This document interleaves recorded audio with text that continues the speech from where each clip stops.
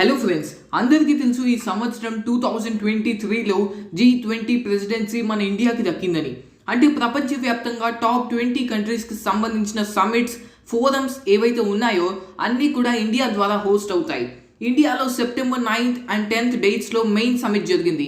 ఈ సమ్మిట్ న్యూఢిల్లీలోని ప్రగతి మైదాన్లో చోటు చేసుకుంది. ఈ సమ్మిట్కి ప్రపంచవ్యాప్తంగా ఉన్న చాలా మంది prime ministers and presidents attend అయ్యారు. కానీ ఒక ప్రశ్న మిమ్మల్ని ఖచ్చితంగా ఇబ్బంది పెడుతూ ఉంటుంది. అసలు G20 అంటే ఏంటి? ఈ గ్రూప్ ఎందుకు ఉంది? ఈ గ్రూప్ యొక్క పర్పస్ ఏంటి? ఎందుకు ఈ 20 కంట్రీస్, డిఫరెంట్ కంట్రీస్ ప్రతి సంవత్సరం డిఫరెంట్ ప్లేసెస్లో మీట్ అవుతాయి? రండి, ఇవాళ మనం ఈ వీడియోలో తెలుసుకుందాం.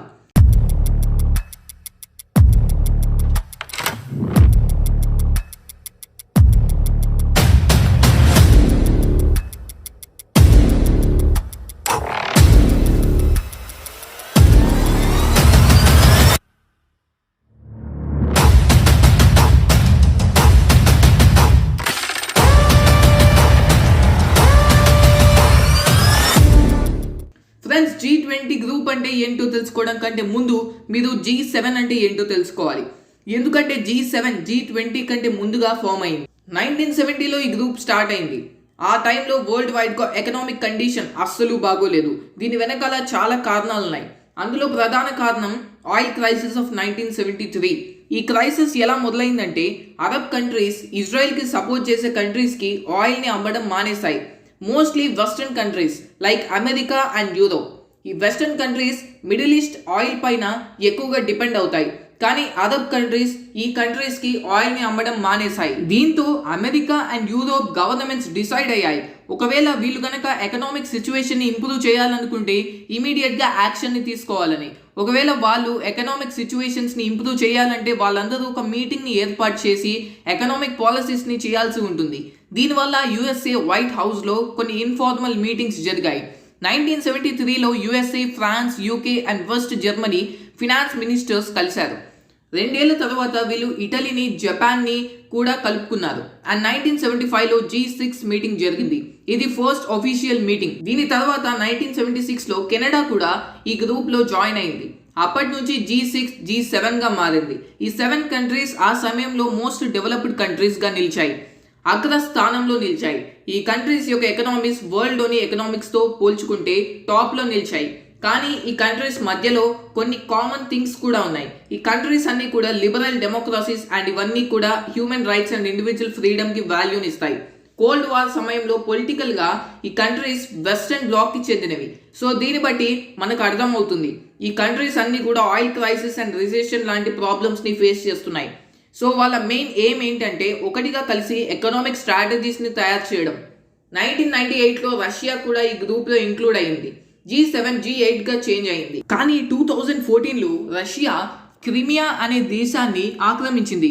దీని కారణంగా రష్యా ఈ గ్రూప్లో నుంచి ఎక్స్పెల్ అయిపోయింది. ఈ రీజన్ కారణంగా G8 మళ్ళీ G7కి చేంజ్ అయింది.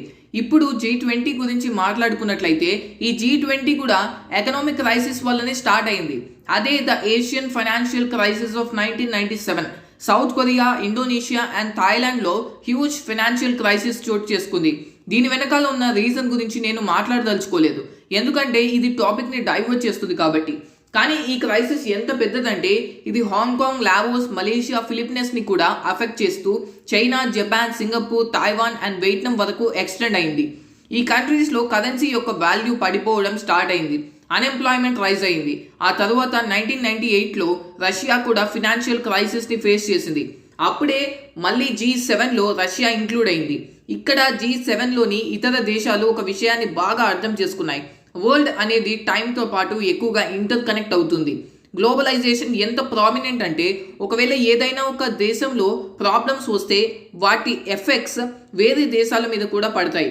ఒకవేళ మనం కనుక ఎకనామిక్ స్టెబిలిటీని వరల్డ్ మొత్తంలో చూడాలనుకుంటే మనందరం కొన్ని యాక్షన్ ప్లాన్స్ని అమలు చేయాల్సి ఉంటుంది. So 26th September 1999లో G7 ministers మీటింగ్లో ఉండగా G20ని ఎస్టాబ్లిష్ చేశారు. ఫ్రెండ్స్, మీకోసం మేము ఎంతో కష్టపడి వీడియోస్లోని కంటెంట్ని సింపుల్ మెథడ్లో మీకు అందిస్తాము.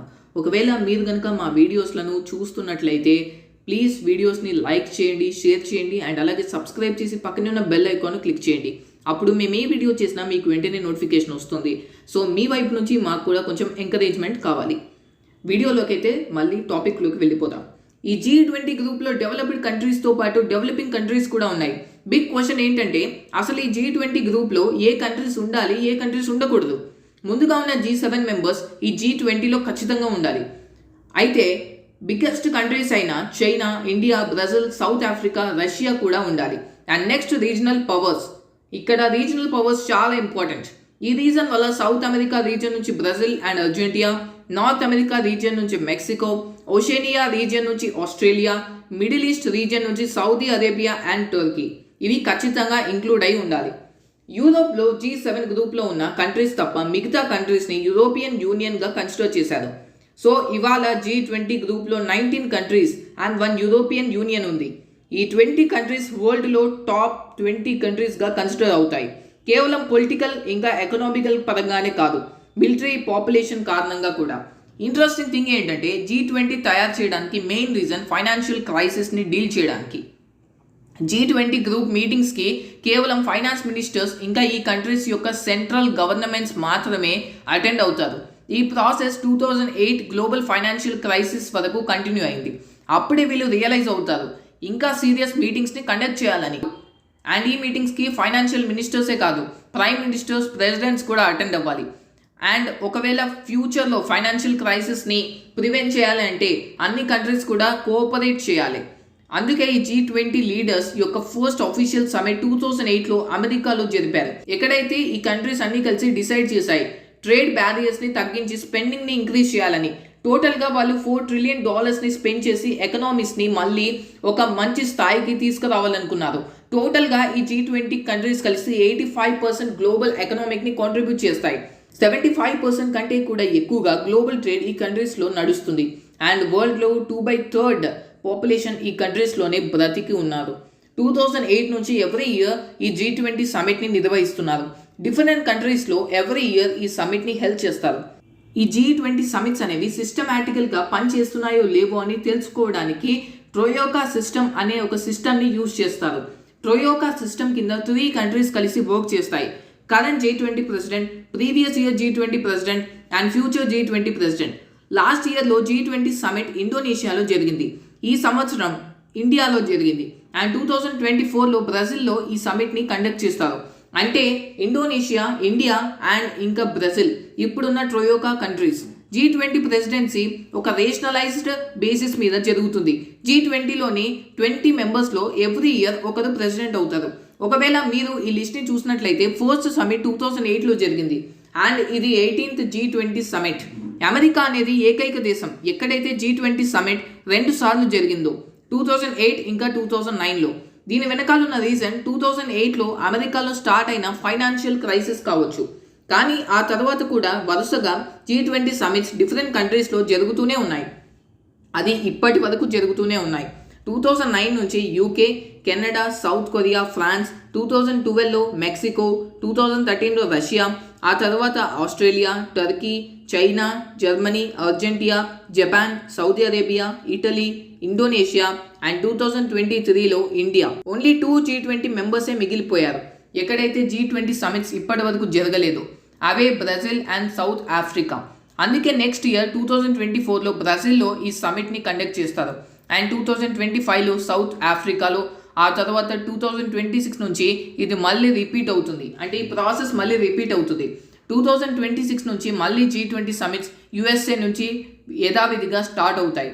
ఒకవేళ ఈ ప్యాటర్న్ ఇలాగే కంటిన్యూ అయితే మళ్ళీ 2042లో ఇండియాలో ఈ G20 సమిట్ జరుగుతుంది. సో ఫ్రెండ్స్, ఐ హోప్ మీకు G20 అండ్ G7 పట్ల పూర్తి అవగాహన వచ్చిందని అనుకుంటున్నాను.